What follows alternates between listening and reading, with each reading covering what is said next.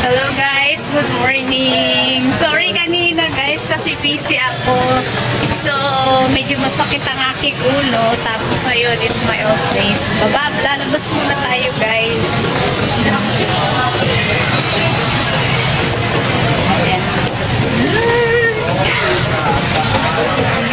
Thank you po sa inyong lahat. Bawi na lang po ako sa inyong buhay.